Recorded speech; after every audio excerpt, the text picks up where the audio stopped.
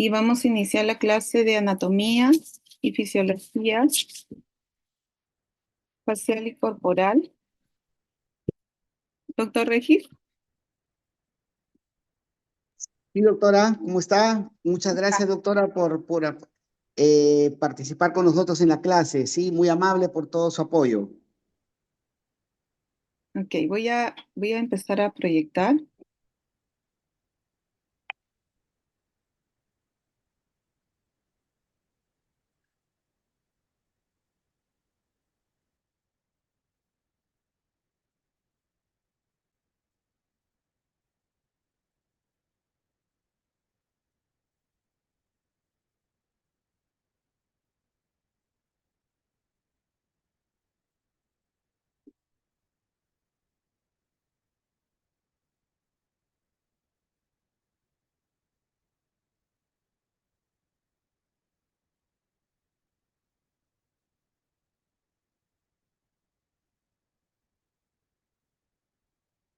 ¿Se ve la presentación?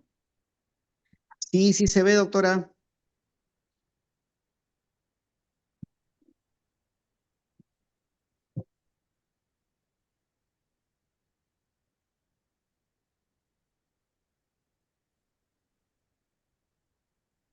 Muy bien. A ver,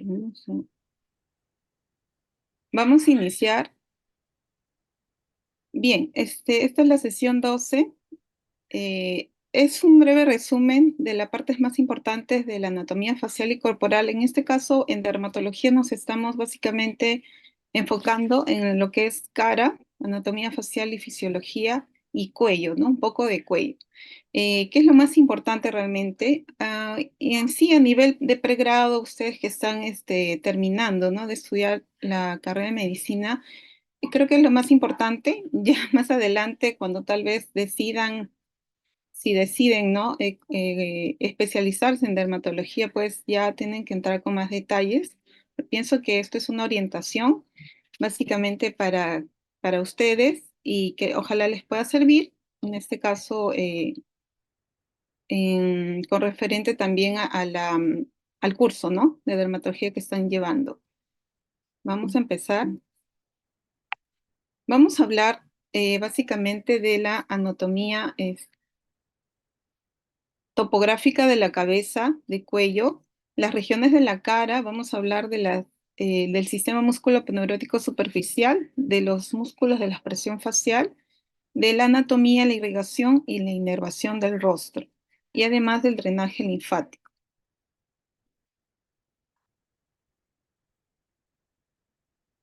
Muy bien. Es importante para el dermatólogo en sí conocer la anatomía facial para minimizar el riesgo de complicaciones, ¿no? Es importante conocer, ya que a este nivel el dermatólogo utiliza muchas sustancias inyectables, ¿no? En este caso, a diferentes planos, y es importante conocer la anatomía por este motivo. La cara se va a dividir en tres regiones importantes, tres regiones anatómicas, en tres tercios básicamente. El tercio superior, que va a ir desde la línea de implantación del pelo hasta el plano intercantal. El tercio medio, que va a ir desde el plano intercantal hasta la comisura labial. Y el tercio inferior, que va de la comisura labial hasta la línea mandibular. Eso como una visión panorámica de puntos de reparo en el rostro, ¿no? Entre los tres tercios en donde nos vamos a enfocar más adelante.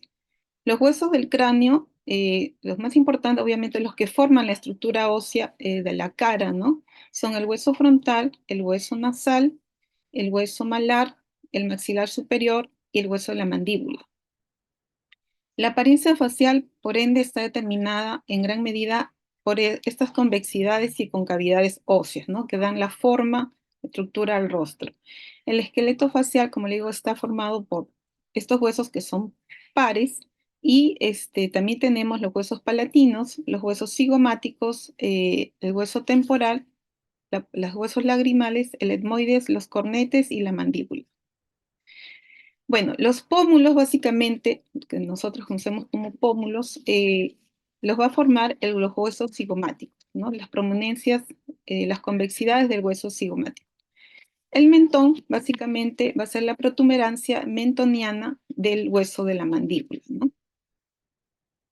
Aquí tenemos muchos agujeros o aberturas óseas que también son importantes conocerlas porque por ahí emergen estructuras o paquetes vasculonerviosos en el rostro. Tenemos la abertura orbitaria, ¿no? Tenemos, o foramen orbitario, tenemos la abertura nasal, la abertura bucal, el agujero supraorbitario, el agujero supratroqueal, estamos señalando en la flecha, el agujero infraorbitario, o también conocido porque es muy importante porque aquí va a emerger el nervio infraorbitario. Y bueno, ¿cómo vamos a obtener puntos de reparo a estos agujeros? Son importantes. Básicamente el agujero supraorbitario se va a encontrar a nivel de la línea interpupilar, ¿no? En una trayectoria, vamos a hacer una línea vertical y en la intersección de esta línea vertical con la línea interpupilar vamos a encontrar el agujero supraorbitario. Igual, el agujero supratroqueal es lo mismo y el otro agujero que es muy importante es el agujero mentoniano también. Vamos a encontrarlo en la línea, en esta línea media interpupilar. Los compartimentos de grasa superficial, más adelante vamos a hablar más de estos agujeros muy importantes porque van a emerger estructuras o paquetes vasculonerviosos. Los compartimentos de grasa superficial también son importantes que los conozcan a nivel del rostro. También, ¿por qué? Porque son las almohadillas de grasa que vamos a tener a nivel del plano superficial. En lo que es el rostro, vamos a tener básicamente 5 planos. El primer plano es la piel. El segundo plano está formado por la grasa superficial o compartimento de grasa superficial que estamos viendo ahorita. Entonces estamos en el segundo plano. El tercer plano lo forma el ESMAS, que es el sistema músculo-paneurótico superficial. Y el cuarto plano lo forma la grasa profunda, o sea, los compartimentos ya de grasas profundas. Y el quinto plano, ya estamos hablando del plano muscular profundo, ¿no? El sistema aponeurótico profundo muscular y el hueso. Ya llegamos ya al hueso.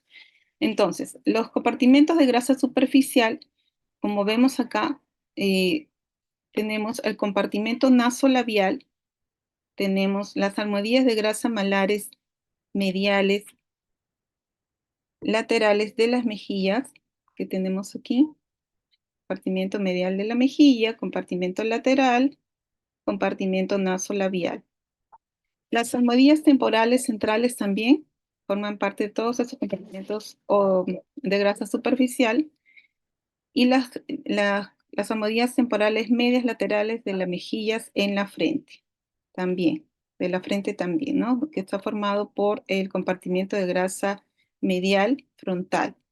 Las almohadillas de grasa de las mejillas también, todo esto, como ven, son varios compartimientos de grasa superficial y cada uno, en general, todos los compartimientos de grasa se deben tomar en cuenta por separado, porque cada uno tiene una estructura, una anatomía que se conforma solo para ellos, ¿no? O sea, no se pueden unificar, cada uno está por separado. La pérdida de estas almohadillas grasas se nota con el paso del tiempo y eso implica en los procesos de envejecimiento, ¿no? Vamos a notar la pérdida de la grasa, ¿no? La reabsorción ósea con el paso de los años o el proceso de envejecimiento. El sistema músculo-paneurótico superficial, ¿no? Lo que les decía el ESMAS.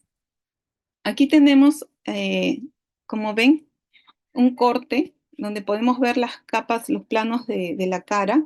El primer plano que es la piel, el segundo plano la grasa superficial, compartimento superficial, el músculo aponeurótico aquí, ¿no? Todo esto.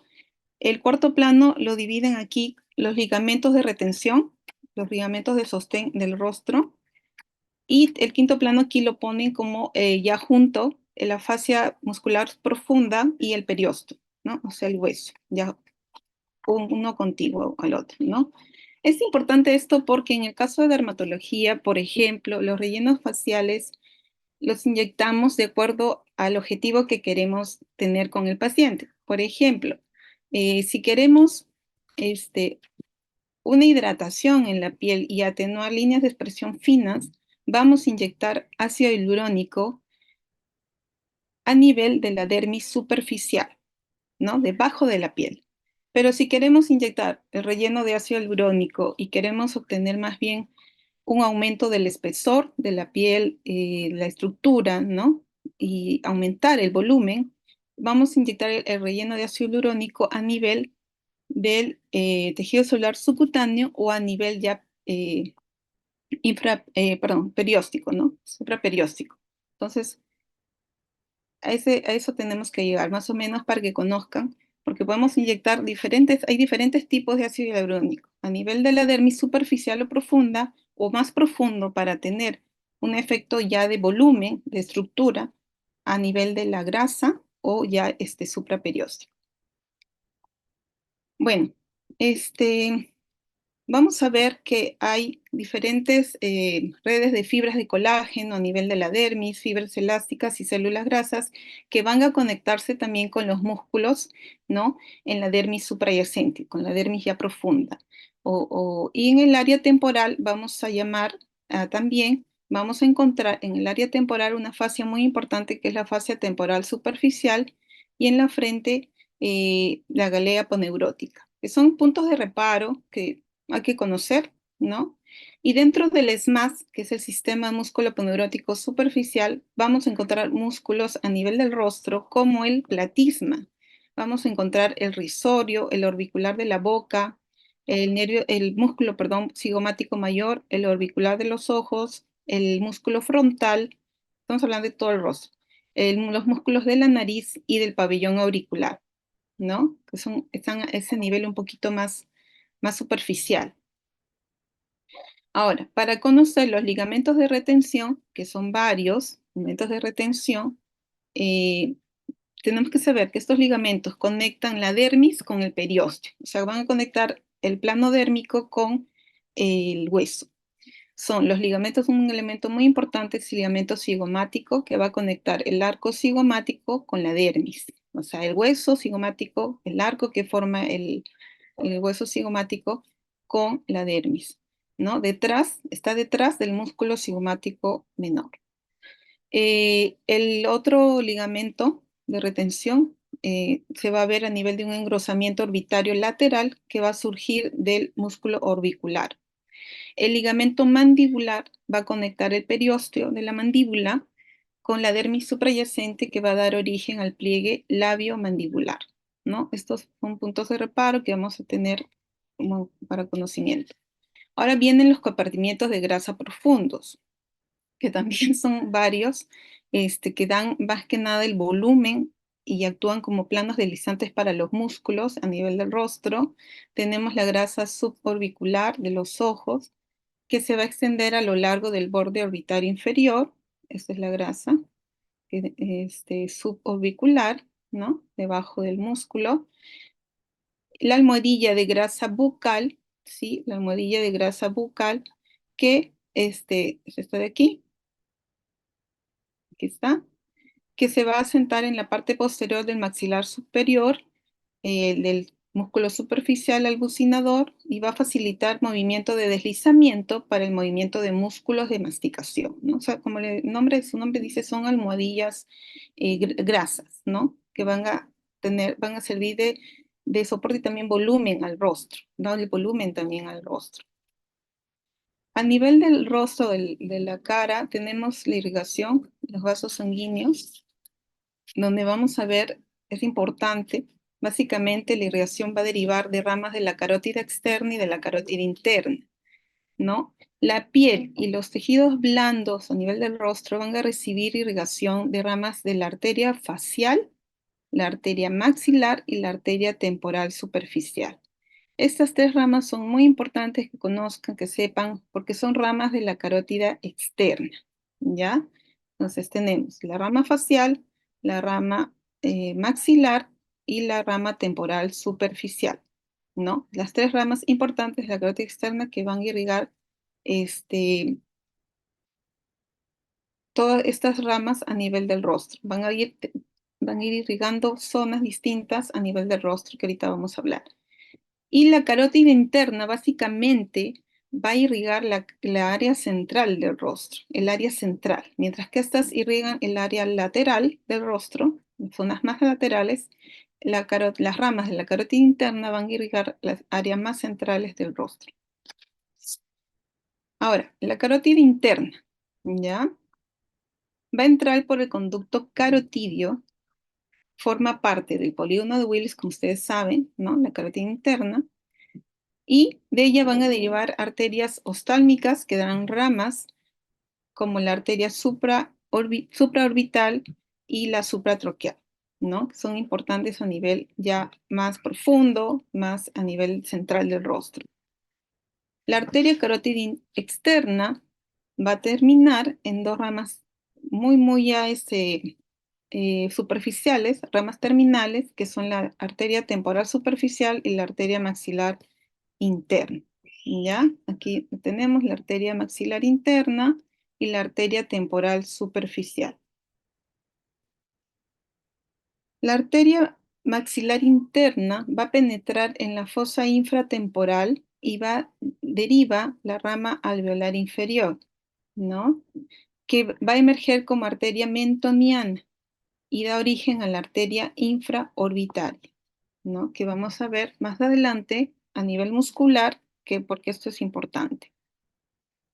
La arteria infraorbitaria va a emerger por el foramen infraorbitario y va a administrar flujo sanguíneo a la mitad del rostro y al dorso nasal de ese lado, ¿no? Porque estamos hablando que son ambos lados a la irrigación. La arteria mentoniana va a pasar a través de este agujero mentoniano. Como les decía, estos agujeros son muy importantes porque aquí emergen estructuras vasculares y nerviosas muy importantes, todos paquete nervioso. Y va a irrigar el mentón y el labio inferior, la arteria mentoniana. La arteria bucal, que es otra rama, ¿no? Va a cruzar los bucinadores, la arteria bucal, y va a irrigar todo lo que es la mejilla, ¿ya? Todo lo que es esta parte de la mejilla. La arteria temporal superficial es una rama ya terminal, como les decía, de la carótida externa, y se va a originar dentro de la parótida. A este nivel inicia, ¿no? Su irrigación, la arteria temporal superficial, y su división. En la región temporal se va a bifurcar en arteria transversal, ya tenemos aquí, y va a irrigar la parótida, ¿no? A este lado, está de aquí.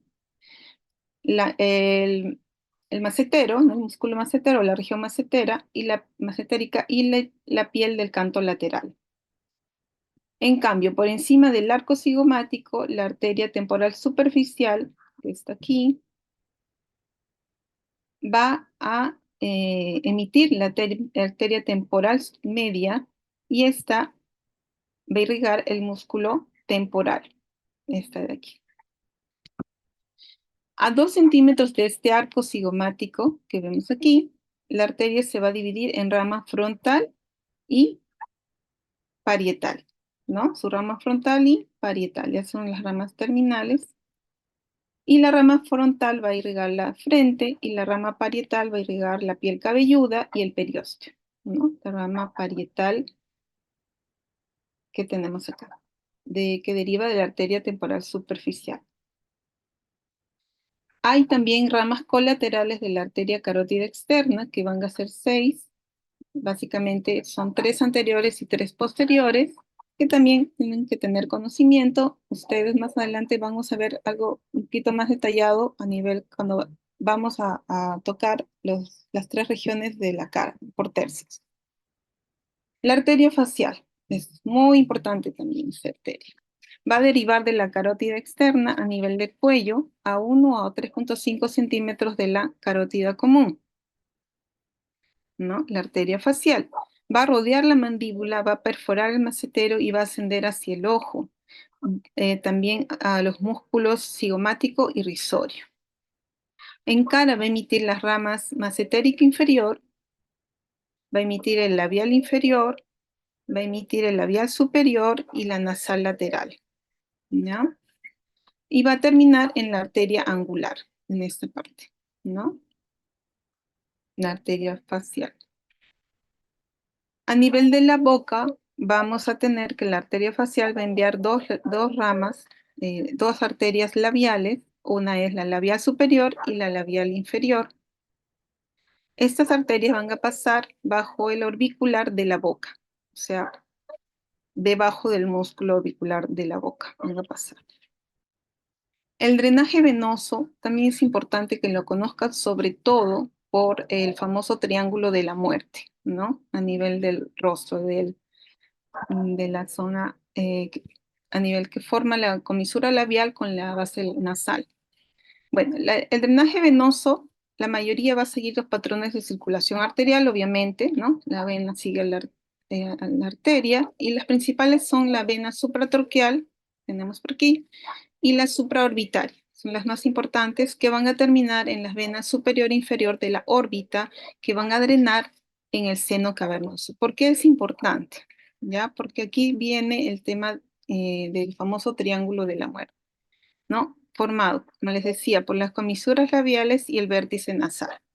¿Ya? Este es hasta parecía pregunta de examen, ¿no? Porque hay que conocer este famoso triángulo de la muerte, ya que el retorno venoso de toda esta zona se va a producir a través de esas venas angulares, las cuales penetran a través del ángulo interno del ojo, y aquí a este nivel se conectan al seno cavernoso. Entonces, cualquier sustancia que uno inyecte, ¿no? O que se aplique, o algún procedimiento que se haga en esta zona, va a tener secuelas o importantes consecuencias a nivel ya interno, ¿no? A nivel del seno cavernoso. Estamos viendo que esto drena hasta a nivel del seno cavernoso, ¿no? Entonces hay que tener cuidado con todas estas estructuras a este nivel. Bueno, la vena angular es otra vena importante que va a correr paralela a la arteria angular para transformarse en la vena facial anterior. Y la vena temporal superficial se transforma en vena retromandibular, tenemos por acá, que junto a la facial van a drenar en las venas yugulares, ¿no? Todo esto es un drenaje venoso que ya conocemos también en parte, solo para un conocimiento general. Y bueno, el drenaje linfático, para conocimiento también, tenemos, de acuerdo a los tercios del rostro, el tercio superior, drenaje va a ser a través de los ganglios linfáticos periparotidios o intraparotidios, van a drenar la cadena yugular superior, van a drenar todo lo que son la irrigación a nivel de la frente, el temporal lateral y la región periorbitaria. El tercio medio está dado básicamente por los ganglios submandibulares, van a drenar en la cadena yugular también, y van a drenar la zona de la glabela, la nariz, la mejilla medial, el pliegue nasolabial, el labio superior y el canto medial. El tercio inferior básicamente está dado por los ganglios submentonianos, y van a drenar también en la cadena yugular, y van a drenar todo lo que es la zona del labio inferior y el mentón, ¿no? La inervación, básicamente sensorial, está dada por las tres ramas del nervio trigémino, que es el quinto par craneal. Es un nervio mixto, como saben, tiene una porción sensitiva y una porción motora. La rama oftálmica, que es el B1 del nervio trigémino, o sea, son tres ramas a nivel facial, ¿no? B1, B2, B3, va a irrigar la zona de la frente, inervar, perdón, ¿no? Son nervios, inervación sensorial, la zona de la frente, la glabela, el dorso superior de la nariz. El nervio se va a dividir en el nervio lacrimal, que va básicamente a inervar el párpado superior, el nervio nasociliar, que va a inervar la zona de la glabela y el dorso nasal, y el nervio frontal, que se va a dividir en nervio supraorbitario y supratroqueal. La rama B2, la rama maxilar, va a inervar la cara en la porción medial. Tiene su origen en el ganglio semilunar y también se divide en tres ramas. La rama del nervio cigomático temporal, el nervio cigomático facial y el nervio infraorbitario, que se va a dividir en ramas palpebrales, labiales, nasales, párpado inferior, la mejilla y el labio superior. Hasta esta zona va a inervar a nivel sensitivo la rama maxilar del nervio trigémino.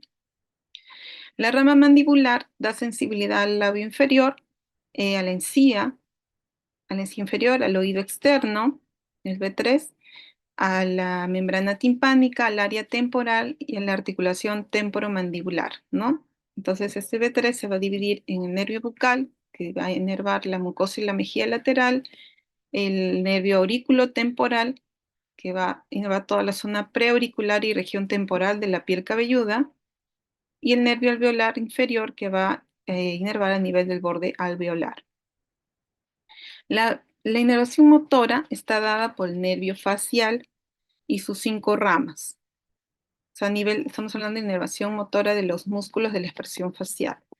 Este nervio facial va a salir a través del agujero estilomastoideo y se va a encargar, como le digo, de inervar todos los músculos de la expresión facial, los músculos del rostro, que son también varios. Va a ingresar a la parótida y se va a ramificar en 3 ramas principales este nervio facial. Tenemos el nervio temporal, su primera rama, que va a cruzar el arco cigomático y va a entrar a la zona frontal a 2 centímetros encima de la ceja, el nervio temporal. La porción cigomática tiene hasta 3 ramas y la parte superior va a inervarla por encima del ojo y la zona inferior por debajo del origen del cigomático mayor. La rama bucal de este nervio va a estar unida al macetero y continúa sobre la almohadilla de grasa bucal. Va a llegar hasta la boca, ¿no? El nervio marginal mandibular va a pasar por encima del borde inferior de la mandíbula y va a inervar el depresor del labio. Esta zona. Y la rama cervical, entonces, miren, son 5 ramas, va a pasar al cuello a nivel del hueso hioides. Bueno, aquí tenemos la rama temporal y la rama cigomática. Sí es importante que lo conozcan, la verdad, la inervación, ¿no?, motora de los músculos de la expresión facial. La rama temporal va a inervar los músculos, como señalo aquí, orbicularis oculi, los frontales y los corrugadores, ¿ya? Y la rama cigomática va a inervar los músculos también orbicularis, oculi y el canto. La rama bucal, los cigomáticos mayores y menores, el elevador del labio superior, todos estos músculos que están en verde, y el elevador del ángulo oris y el bucinador, ¿no? Todos estos.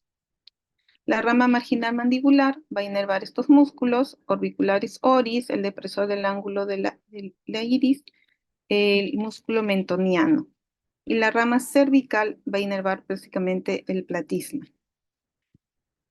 Ahora, vamos a ver los músculos de la expresión facial por tercios, ¿ya? Vamos a empezar por el tercio superior. Vamos a encontrar 5 músculos claves en el tercio superior del rostro, los que vemos aquí en este recuadro, y básicamente van a contribuir a la posición de las cejas.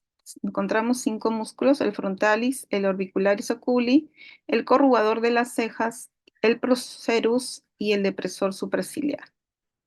El músculo frontalis o frontal tiene su origen en la aponeurosis epicraneal y tiene una extensión en su modo vertical que va a terminar en el orbicular y en los corrugadores. Su función básicamente es elevar las cejas y va a originar las arrugas en la frente, ¿no? Estos músculos son los que, pues, paralizamos, ¿no?, cuando aplicamos la toxina botulínica, ¿no? Por ejemplo, la toxina botulínica se aplica directamente en los músculos, ¿no?, para lograr bloquear, ¿no?, al receptor de acetilcolina y por ende no haya la contracción muscular. Entonces, aquí hay que tener cuidado cuando inyectamos toxina botulínica muy profundo, ¿no? Vemos que estos músculos son un tanto superficiales. Entonces, hay que tener cuidado. ¿Por qué? Vamos a ver más adelante a nivel del septum orbitario qué puede pasar, ¿no? y que es una complicación común cuando se inyecta toxina, ¿no? Bueno, este músculo frontal va a recibir inervación del nervio facial. Tenemos el otro músculo orbicularis oculi, que va a proteger al globo ocular. Está dividida en dos partes, la porción orbitaria y la porción palpebral. Y se va a insertar en la región lateral de la órbita y va a dar las conocidas, pues, a este nivel, en esta inserción lateral de la órbita, las conocidas patas de gallo, ¿no? Que también bloqueamos estos músculos cuando se aplica toxina botulínica para que no se contraigan y por ende no se marquen, ¿no? Las líneas de expresión del rostro o las arrugas, o conocidas patas de gallo. Recibe inervación del facial, las ramas temporal y cigomática. El corrugador de las cejas, también otro importante músculo del tercio superior, que se va a encontrar debajo del frontalis y el orbicular, ¿no? Acá está el corrugador, ¿no? El corrugador. Tiene forma piramidal y son músculos también un tanto pequeños, no son muy grandes. Al contraer estos músculos se produce el famoso entrecejo o estas arrugas a nivel central, ¿no? Del entrecejo interciliar, el cejo fruncido como resultado de la depresión que hace este músculo de las cejas a este nivel, que también a este nivel se aplica toxina para también paralizar este músculo, ¿no? El procerus también es importante del tercio superior. Se va a insertar verticalmente sobre la glabela en medio de los corrugadores, justo en medio. Está casi como muy contiguo a los corrugadores, a la zona de inserción de los corrugadores, muy, muy contiguos están unos con otros. Cuando se contrae el procerus se va a producir el surco horizontal que vemos en la raíz nasal. O sea, esa raya que a veces algunos tienden a marcar más, ¿no? Ese nivel del inicio de la nariz, de la raíz nasal. A ese nivel, esa raya horizontal, esa arruga que se marca, esa es cuando se contrae por causa del músculo procerus, por contracción del músculo procerus, que también se bloquea usando la toxina. El músculo depresor superciliar, que tenemos que es pequeño, es realmente pequeño, que está muy cerca de la órbita, ¿no? El depresor superciliar, y tiene función de dar movimiento a las cejas, así como su descenso, ¿no? Participa también en el movimiento de la glabela. Entonces, en la frente vamos a tener que la piel está constituida básicamente por 5 capas o 5 planos. Tenemos el primer plano, la piel; el segundo plano podemos dividirlo como tejido conectivo; el tercer plano, la ponerosis superficial muscular, el ESMAS; el cuarto plano, el tejido conectivo laxo. Esta es una división más simple porque la frente no es no tiene, ¿no? Como vemos, un paquete graso considerable. Entonces, tenemos esta división a nivel de la frente de la piel. Y el tejido conectivo laxo, que sería el cuarto plano, y el quinto, que es el pericráneo. Entonces, el tejido conectivo básicamente va a envolver a los músculos frontales, occipitales, procerus y periauriculares. Aquí tenemos que, como el tercio superior, está también la zona que abarca el párpado superior. Vamos a tener algunas características del párpado superior que hay que conocer. El párpado superior tiene una epidermis y dermis muy delgada, como saben, ¿no? Se dan cuenta, es una de las zonas más delgadas de piel, de 1 milímetro de espesor. Tiene un tejido conectivo laxo. No hay grasa subcutánea a este nivel del párpado superior. Y la piel ahí vamos a dividirla en pretarsal, preseptal y periorbitaria, que son básicamente por las zonas donde se va a dar se van a encontrar los músculos, ¿no? A este nivel. Por debajo del tejido conectivo va a estar el músculo orbicular. Entonces hay que tener mucho cuidado cuando vamos a inyectar, por ejemplo, toxina botulínica a nivel de muy cerca a la órbita, ya que tenemos el septum orbitario, ¿no? Si dividimos el septum orbitario, al cortarlo, podemos ingresar a los planos de la órbita.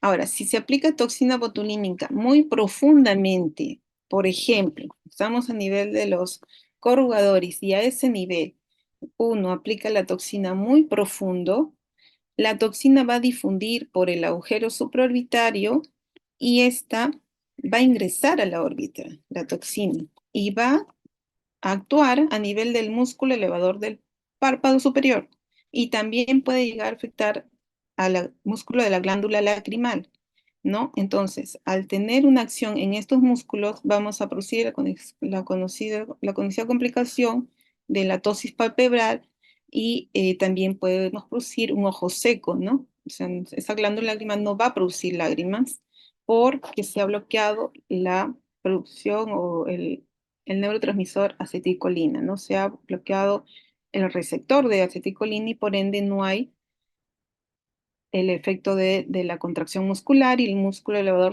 va a producir una caída del músculo, una parálisis y por ende la tosis palpebral. Entonces hay que tener cuidado a nivel de inyectar la toxina muy profundo en el corrugador porque podemos tener esas complicaciones, ingresar a la órbita y paralizar los músculos de la órbita o la glándula lacrimal y no producir las lágrimas, por ende un ojo seco. ¿Ya? El párpado inferior es tiene un espesor un poquito mayor, de 2 a 3 milímetros, está formado por piel y tejido conectivo subcutáneo en 2 tercios anteriores y la mucosa conjuntival básicamente en el tercio posterior. La parte palpebral del orbicular se va a encontrar en el medio, como ven aquí, ¿no? Si estamos dividiendo el párpado inferior por planos, y va a separar las pestañas por delante de las glándulas de Meibomian. Un conocimiento de las zonas anatómicas del párpado inferior. También posee una capa fibrosa laxa de tejido conectivo submuscular que se va a encontrar profundo al músculo y las placas tarsales fibrosas van a brindar soporte a los párpados. Estas placas tarsales se encuentran unidas al tabique orbitario por los lados y a los ligamentos cantales mediales y laterales.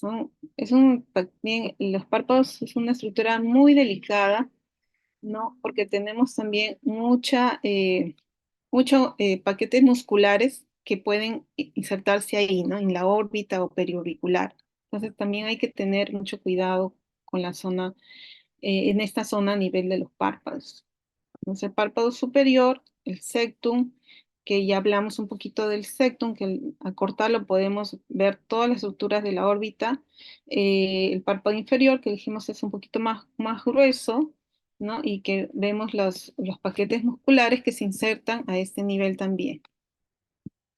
El tercio medio del rostro va a estar delimitado en la parte superior por una línea que va del hélix, ¿no? Podemos dividirlo así también, hasta el canto lateral y va a estar delimitado en la parte inferior por una línea que va desde el borde inferior del cartílago del trago hasta la comisura labial, ¿no? Esos son las delimitaciones del tercio medio del rostro. A nivel óseo, vamos a ver que el tercio medio está conformado por 14 huesos en el rostro. Tenemos los 2 huesos nasales, 2 maxilares, 2 palatinos, 2 lacrimales, 2 zigomáticos, las conchas nasales inferiores, el hueso Bomer, ¿no? En el centro, y el hueso mandibular. La mandíbula pues se va a articular con el hueso maxilar, ¿no? Tenemos la articulación también a ese nivel, que son estructuras óseas en el tercio medio. La musculatura del tercio medio se va a dividir en 2 categorías, músculos de la expresión facial y músculos de la masticación. Entonces tenemos 2 tipos de músculos a este nivel, donde vamos a encontrar músculos que vamos a ir viendo uno por uno para ver las funciones también. Existen 5 músculos designados para, por ejemplo, elevar el labio, ¿no? Y todos a nivel de elevar el ángulo de la boca. Tenemos esta función lo cumplen los músculos cigomático mayor y menor, el elevador del labio superior, el elevador común del labio superior, todos están aquí señalados, el elevador del ala nasal, aquí en el tercio medio, aquí el elevador del ala nasal, el elevador del ángulo de la boca, ¿ya? Estos van a tener la función de elevar el labio y el ángulo de la boca, ¿no? Entonces, para conocer que el tercio medio también es importante. El cigomático mayor y el menor, estos músculos superficiales que se originan en el hueso cigomático. Entonces acá son dos, van a insertarse en la comisura de la boca y van a levantar las comisuras labiales. ¿Ya? Esa es su función. Van a estar inervados por las ramas cigomáticas y bucales del nervio facial. El músculo elevador del labio se encuentra más profundo al orbicular de los ojos en su origen. Este de aquí, el elevador del labio, va a insertarse en el labio superior y en el orbicular de la boca. Va a elevar el labio superior, su función principal, y va a estar inervado por rama cigomática y bucal del facial. El elevador del ángulo de la boca es otro músculo también importante, va a surgir del maxilar superior y se va a insertar en el labio superior. Va a estar inervado por las ramas del cigomático y bucal del facial. Su función es elevar la comisura de la boca. Y tenemos músculos alrededor de la boca, que también pues tenemos que tener conocimiento, el músculo orbicularis, que es aquí, músculo orbicularis, oris, el músculo risorio, que lo tenemos por aquí, y el bucinador, ¿no? El bucinador, acá está. Entonces, orbicularis, bucinador y el risorio. El risorio, pues, es un músculo delgado, surge de un engrosamiento del músculo platisma sobre la mejilla y se va a insertar en la comisura de la boca. El bucinador es un músculo de la mejilla que va a estar localizado detrás del macetero y la función es dar forma al rostro, este bucinador, agrandar la hendidura bucal y también nos ayuda con la función de silbar, ¿no? El bucinador. Va a estar inervado por el nervio bucal, rama 3 del nervio del trigémino, en su porción sensitiva y inervado en su porción motora por el nervio facial. En la nariz se van a encontrar dos músculos, básicamente, el músculo nasal, con su porción transversal y alar, el músculo depresor del tabique nasal, ¿no? El músculo depresor del tabique nasal. Estos músculos, junto con el elevador común del labio superior, van a formar las líneas de conejo, que les dicen, ¿no? O bunny lines, ¿no? Que también, pues, se marcan a nivel, esta zona y también, pues, se pueden atenuar con procedimientos, pues, de relleno, ¿no?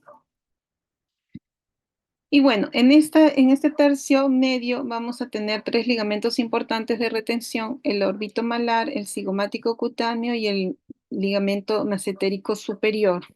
¿Ya? Tres nervios que vemos aquí, orbitomalar, cigomático cutáneo y el mesentérico superior, ligamentos de retención, este tercio medio.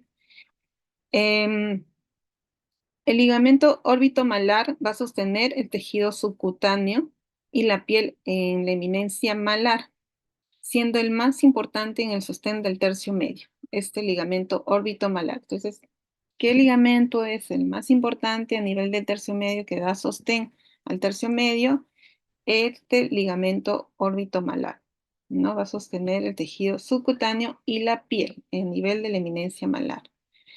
El tercio inferior, bueno, vamos a ver la osteología del tercio inferior, ¿no? La mandíbula tiene una porción inferior denominada cuerpo y dos porciones perpendiculares llamadas ramas, ¿no? De hueso mandibular. Entonces, esta porción inferior llamada cuerpo y esta porción perpendicular llamadas ramas. La línea mandibular está formada por la unión del mentón y el ángulo mandibular, ¿no? Esa es la conocida, usamos mucho ese punto de reparo, esta línea mandibular, ¿no? Ubicamos el mentón, que es la prominencia del hueso mandibular, este nivel, y trazamos una línea con el ángulo mandibular, entonces la conocida línea mandibular, ¿ya? Que también a este nivel se pueden inyectar sustancias para mejorar el perfil, ¿no? El perfil de la base del rostro, que es muy importante en este nivel porque aquí ocurre cuando ya con el proceso de envejecimiento va a haber una caída, ¿no? De todas estas estructuras y bueno, por ende se forman las conocidas papadas, ¿no? a este nivel. La musculatura del tercio inferior, bueno, lo tenemos por el depresor del ángulo del oris, que es un músculo cuya función sirve, está acá en verde, vertir el labio inferior, se va a insertar en la piel y en la mucosa lateral al labio inferior. Su contracción va a llevar a las líneas de marioneta, que podemos observar en pacientes ya con un proceso de envejecimiento, ¿no? Ya avanzado, y el músculo depresor del labio inferior, la función de este músculo es descender el labio y moverlo lateralmente. Este músculo se va a originar en la línea oblicua de la mandíbula y detrás del el músculo anterior.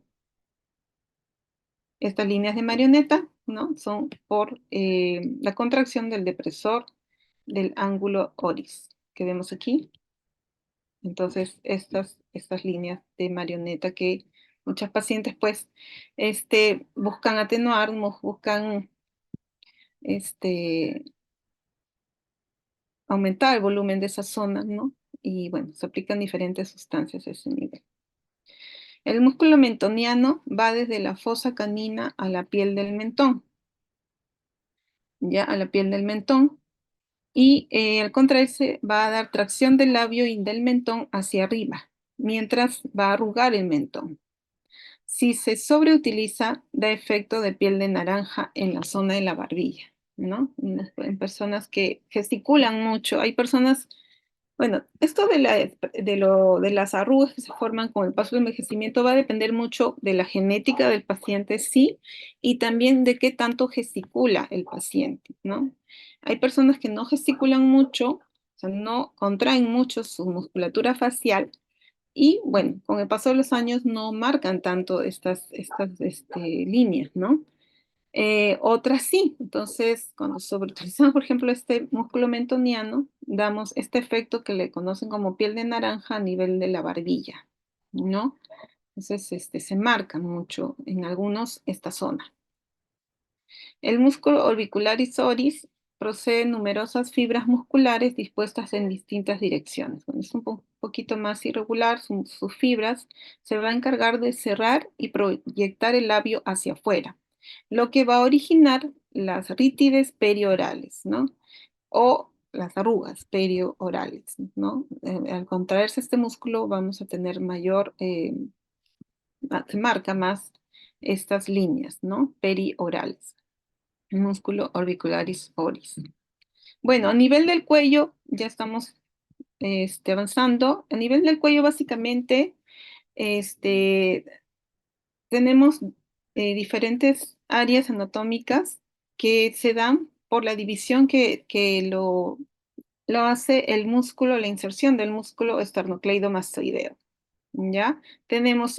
Esta inserción nos va a dar a nivel del cuello la formación de dos triángulos, un triángulo anterior y un triángulo posterior, o una zona anterior con una zona posterior, ¿no? A nivel del cuello. Tenemos que se puede dividir las estructuras anatómicas del cuello en cuatro regiones importantes. La región anterior, la región posterior, la región cervical posterior y esternocleidomastoidea. Esas cuatro regiones más importantes, ¿ya? Entonces, la mayoría de las intervenciones estéticas se van a realizar en la región anterior del cuello, básicamente, no tanto en esta zona posterior, ¿ya? Entonces, la región anterior es como que la que más tenemos que tener en cuenta cuando hablamos de procedimientos o intervenciones estéticas en zona anterior. El músculo platisma, bueno, la zona anterior, para terminar esta parte, tenemos la zona submandibular, es un triángulo pequeño, la zona submentoniana, la carotidia y la zona muscular, básicamente, de otros músculos. El músculo platisma es un músculo bien grande, largo, que justo está debajo de la piel en el triángulo anterior del cuello. Ya está justo por debajo de la piel este músculo y va a cubrir algunos nervios, vasos faciales, la glándula submandibular y parte de la parótida en su extensión. ¿Ya? Es importante conocer también el músculo platisma. La función del músculo platisma es deprimir la mandíbula y da la expresión, ¿no?, facial de horror o disgusto a nivel de esta zona del cuello o la región inferior del rostro. Va a estar inervado por ramas cervicales del nervio facial y el triángulo cervical anterior, que vamos a ver aquí, toda esta zona del triángulo cervical anterior, está limitado por la inserción del músculo esternocleidomastoideo, la línea media del cuello y el borde inferior de la mandíbula. Esos son los límites del triángulo cervical anterior. Esta zona se va a dividir a su vez en tres triángulos, como le habíamos dicho, submandibular, submentoniano, acá está, submentoniano, submandibular y el muscular y carotídeo. Estas son las tres zonas que se divide el triángulo anterior, cervical anterior del cuello, ¿ya? El triángulo submentoniano, submandibular y el triángulo carotídeo muscular. Bueno, para terminar, vamos a hablar de las zonas peligrosas en cirugía facial, que es básicamente dermatológica facial, que es para también tener conocimiento por los paquetes vasculos nerviosos que existen aquí. Básicamente son 8 áreas anatómicas llamadas banderas rojas por el impacto anatómico clínico que pueden generar en esta zona. Vamos a tener 8 zonas entonces rojas a nivel de la cara y cuello. Tenemos la franja anterior, que está dada por el área 1, área 2 y el área 4, franja anterior del rostro. La franja anterolateral, que está dada por el área 5, 6 y 7, y la franja lateral, que está dada por el área 3, 8 y 9. Entonces, son 8 áreas rojas que hay que tener en cuenta, o zonas, ¿no? Franja 1, franja 2 y franja 3. Anterior, la anterolateral y la franja lateral, porque aquí van a discurrir paquetes vasculonerviosos muy importantes, ¿no? La zona 1, ¿no? Va desde el reborde supraorbitario con la línea pupilar media. Esa es la zona 1, ¿ya? El reborde supraorbitario que lo forma el músculo frontal, perdón, el hueso frontal, el reborde supraorbitario, con la línea pupilar media. Esa es la zona 1. Es una estructura anatómica donde vamos a encontrar, ¿qué cosa? El nervio supraorbitario, porque ahí vamos a tener el agujero supraorbitario que va a emerger el nervio supraorbitario.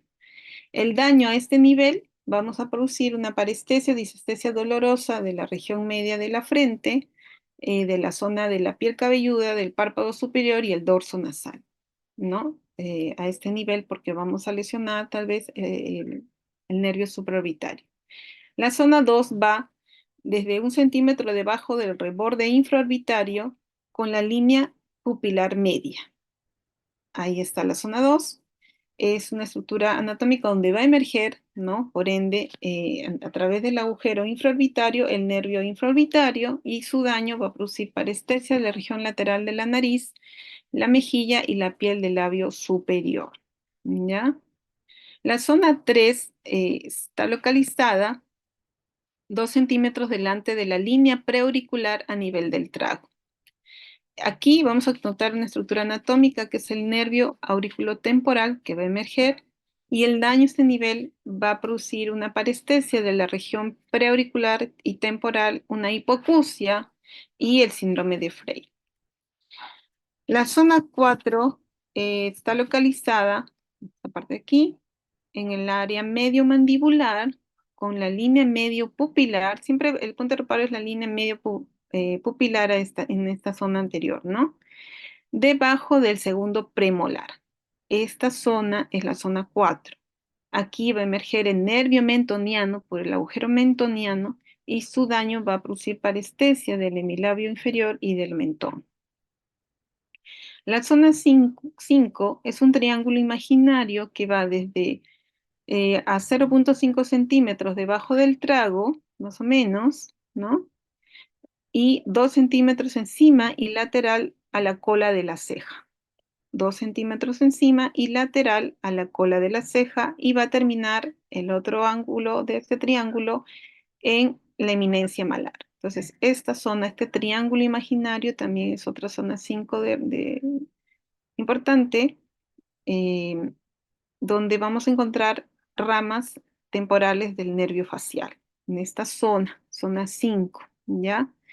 El daño, pues, obviamente va a ser la parálisis de una hemifrente, ¿no? Porque vamos a tener ramas temporales del facial en su rama muscular. La zona 6 está delimitada, es un triángulo que se forma entre la comisura labial, la eminencia malar y el ángulo de la mandíbula. ¿Sí? A este nivel vamos a encontrar ramas de nervios cigomáticas y bucales del facial, ¿ya? La parte de la inervación motora de la cara. Entonces, a este nivel, si lesionamos esta zona, podemos producir parálisis de la mejilla y del labio superior. La zona 7 se va a delimitar, está sobre la mandíbula. Vamos a trazar una línea horizontal de 2 centímetros desde la comisura labial hacia abajo. ¿Sí? Desde la comisura labial hacia abajo, 2 centímetros y trazando una línea horizontal también de 2 centímetros. Esta zona 7, aquí vamos a tener una estructura anatómica que es la rama mandibular del nervio facial, rama mandibular, y aquí, si lesionamos este nervio, ¿no? Vamos a producir parálisis del nervio inferior, del labio inferior, perdón, parálisis del labio inferior. Y por último, la zona 8, bueno, la zona 9 también hay que delimitarla, la zona 8 está delimitada a 6,5 aproximadamente centímetros por debajo del canal auditivo externo. Desde el canal, más o menos un aproximado de 6,5 centímetros, está toda esta zona 8, ¿no? Redondela, y aquí va a emerger el nervio auricular mayor, ¿no? Su daño puede producir parestesia de los 2/3 inferiores de la oreja, también parestesia del área adyacente de la mejilla y del cuello, de esta zona adyacente. La zona 9 es conocido como el punto de ER. Esto ya es a nivel cervical, ¿no? El punto de ER también es un punto de reparo, es un punto que hay que conocer, porque aquí es un área donde el nervio auricular mayor va a emerger por detrás del músculo esternocleidomastoideo. Entonces aquí también podemos lesionar este nervio auricular mayor, ¿no? Y causar parestesias a esa zona, en esa zona. Entonces, como consideraciones finales, hay que tener una familiaridad de las estructuras musculares y neurovasculares de la región de la cabeza y del cuello, que esto va a permitir al cirujano o al dermatólogo abordar las zonas de peligro de la zona del rostro, del cuello, ¿no? Como hablamos a nivel del punto D en el cuello, el nervio temporal va a cruzar el arco cigomático y el nervio mandibular marginal en la línea de la mandíbula, justo por delante del músculo massetero. Entonces, esta zona es también importante, que ya lo hemos hablado, ¿no? Si no, vamos a producir parestesias en todo este nivel. También todos sabemos que a nivel vascular hay una gran irrigación y un gran paquete nervioso, todo se anastomosa, entonces hay una rica irrigación a nivel del rostro y del cuero cabelludo, tanto derivadas de las arterias carótida externa como carótida interna. Y esto sirve también en parte para explicar el excelente potencial de cicatrización y viabilidad de los colgazos que se hacen en cirugía dermatológica o en cirugía plástica en esa zona del rostro, ¿no? O los injertos que se colocan aquí. Las subunidades cosméticas y las líneas de unión que las separan deben tenerse en cuenta también para evitar excisiones, reparaciones o exéresis quirúrgicas, estéticas y procedimientos de cabeza y cuello. Entonces, como pautas generales finales, es importante un conocimiento integral de la anatomía regional para obtener resultados operatorios aceptables, ¿no? El movimiento adecuado de los tejidos de la cara, en este caso, si hablamos también de unas cirugías estéticas, ¿no? O cirugías de cáncer de piel, cuando se usan tal vez exéresis más amplias, es importante conocer estas estructuras para tener cirugías con cierres con mínima intención, sin distorsión de la cosmética, siguiendo las líneas de tensión naturales de los músculos, sin pérdida funcional de las estructuras vitales. Además, es importante, reducimos la morbilidad postoperatoria. Es importante esta comprensión de la macromecánica de la cabeza y del cuello, ¿no? Y bueno, los planos faciales, el suministro vascular, la inervación y las unidades cosméticas del rostro deben considerarse, como les digo, siempre antes de planificar cualquier procedimiento quirúrgico o cosmético. Igual, este es un conocimiento un poquito más enfocado a la estética, un poco para que ustedes tengan en cuenta, pero siempre hay que escoger al paciente, ¿no? Antes de todo hay que ver qué tipo de paciente es, ver todo su historial, ¿no? Y tener en cuenta también los consentimientos informados, todo esto antes obviamente, de realizar cualquier procedimiento en el paciente, ya sea estético o terapéutico, o cualquier procedimiento que el paciente desea hacerse, ¿no? Escoger al paciente, tener en cuenta qué es lo que realmente se puede hacer o no, y darle todo el conocimiento informado de los riesgos, ¿no? De cualquier procedimiento, ¿ya? Entonces, eso es la parte de anatomía facial y corporal. Este, no sé si, doctor, podemos. Muy bien, doctora. Muchas gracias, muy bien. Seguimos avanzando, chicos, con la clase, ¿sí? ¿Alguna pregunta? ¿Alguna duda que quieran despejar?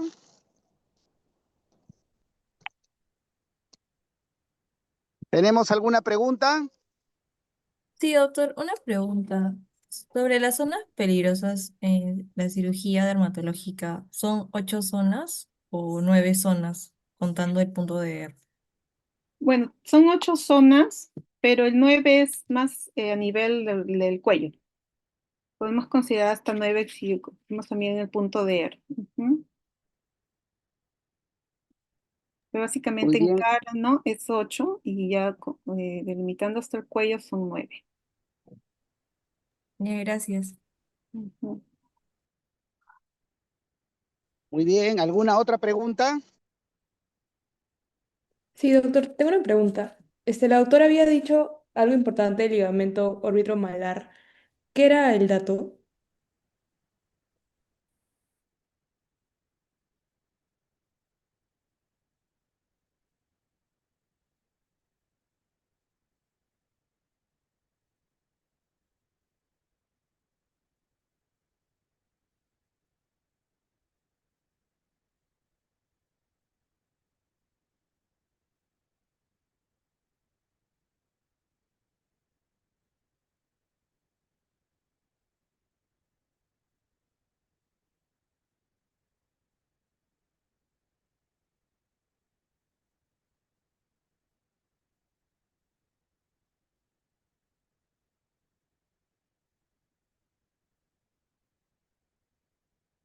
Sí, acá te lo pongo en los ligamentos.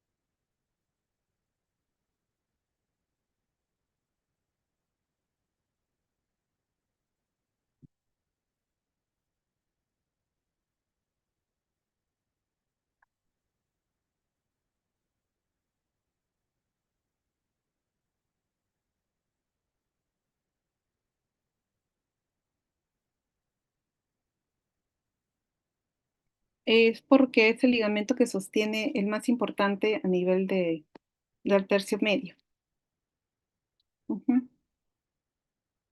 O sea, de los 3 ligamentos que tenemos en el tercio medio de retención, el órbito malar es el más importante. Eso sostiene el tejido subcutáneo, la mayor cantidad de tejido subcutáneo a nivel del tercio medio.